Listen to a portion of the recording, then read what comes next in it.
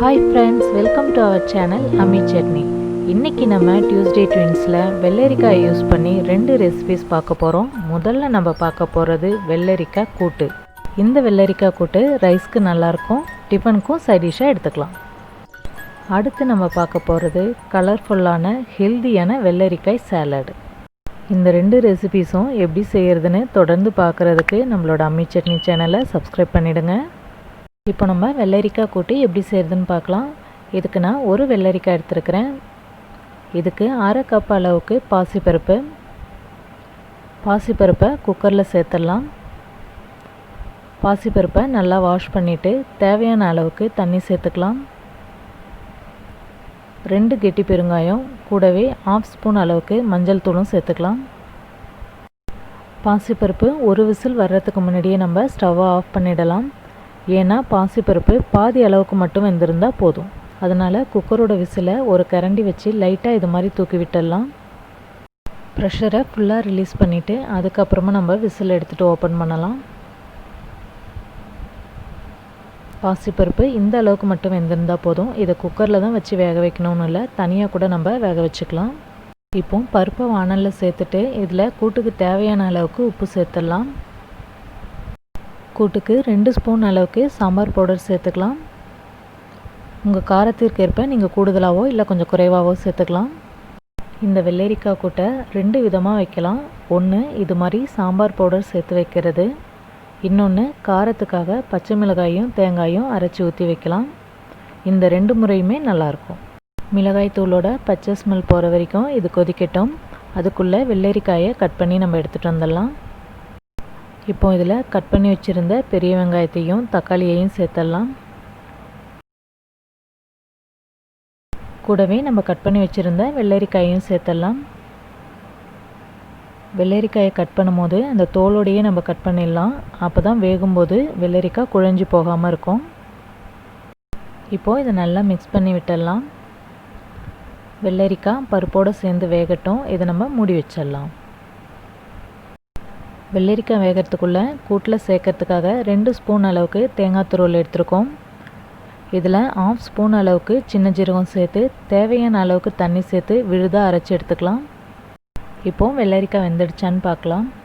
வெள்ளரிக்காய் பருப்போடு சேர்ந்து நல்லாவே வெந்துடுச்சு. இப்போது இதில் நம்ம அரைச்சி வச்சுருந்த தேங்காய் விழுதை சேர்த்துடலாம்.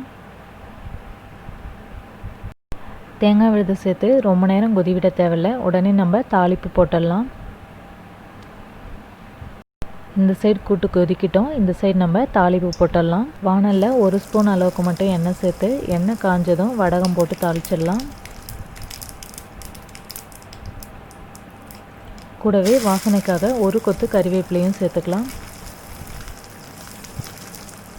இப்போ இதை நம்ம கூட்டில் சேர்த்து கொதி விட்டுடலாம். கூட்டு திக்காக இருந்தால் நல்லாயிருக்கும், அதனால் தாளிப்பு போட்டதுக்கப்புறம் கொஞ்சம் நேரம் நம்ம கொதிக்க வச்சிடலாம். கூட்டு சீக்கிரம் திக்காகணும் அப்படின்னா நம்ம மூடி வைக்கக்கூடாது. இது திறந்தே இருந்தால் தான் சீக்கிரமாக திக்காகும்.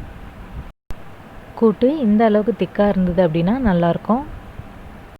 இப்போ நமக்கு ஹெல்தியான ஈஸியான வெள்ளரிக்காய் கூட்டு ரெடி ஆயிடுச்சு. அடுத்து நம்ம பார்க்க போகிறது ஹெல்தியான கலர்ஃபுல்லான வெள்ளரிக்காய் சாலட். சாலடுக்கு ஒரு வெள்ளரிக்காய் எடுத்துக்கலாம். வெள்ளரிக்காயோட தோலை சீவிட்டு மேல் பகுதியையும் அடிப்பகுதியையும் கட் பண்ணிவிட்டு இது மாதிரி துருவி எடுத்துக்கலாம். இல்லைனா சின்ன சின்ன பீசஸாக கூட நம்ம கட் பண்ணி எடுத்துக்கலாம். சாலடில் சேர்க்கறதுக்காக முளைக்கட்டிய பாசிப்பருப்பு எடுத்து வச்சுருக்கோம். இதுலேருந்து 2 ஸ்பூன் அளவுக்கு மட்டும் எடுத்து வானலில் கொஞ்சமாக தண்ணி சேர்த்து தண்ணி கொதி வந்ததும் முளைக்கட்டிய பாசிப்பருப்பை சேர்த்து கொஞ்சமாக உப்பு சேர்த்து பாசிப்பருப்பை ஹாஃப் குக் பண்ணிக்கலாம். முழுசாக வேக வைக்க தேவையில்லை. சாலடில் பாசிப்பருப்பை பச்சையாக அப்படியே தான் சேர்த்துக்கணும். ஆனால் இது மாதிரி பாதி அளவுக்கு மட்டும் வேக வச்சு சேர்த்தாலும் நல்லாயிருக்கும்.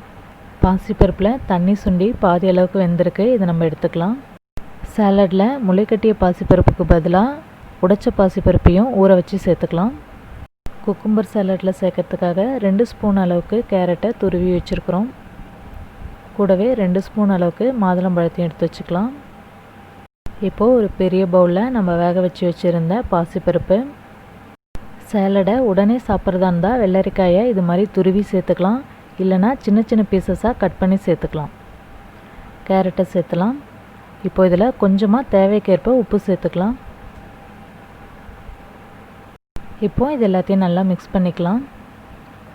சேலடை நம்ம உடனே சாப்பிட்ற மாதிரி இருந்தால் மட்டும் வெள்ளரிக்காயை இது மாதிரி துருவி சேர்த்துக்கலாம். ஏன்னா இது தண்ணி விட்டுடும். சப்போஸ் நம்ம லேட்டாக சாப்பிடுவோம் அப்படின்னா வெள்ளரிக்காயை சின்ன சின்ன பீசஸாக கட் பண்ணி சேர்த்துக்கலாம். இப்போ இதில் நம்ம எடுத்து வச்சிருந்த மாதுளம்பழத்தை தூவி சர்வ் பண்ணிடலாம். நெக்ஸ்ட்டு டியூஸ்டேவும் இது மாதிரியே நல்ல 2 ரெசிபியோட நம்ம மீட் பண்ணலாம். இந்த வீடியோவை லைக் பண்ணி எங்களை சப்போர்ட் பண்ணுங்கள். மறக்காமல் வீடியோவை உங்கள் ஃப்ரெண்ட்ஸ்க்கெலாம் ஷேர் பண்ணுங்கள். தேங்க்யூ.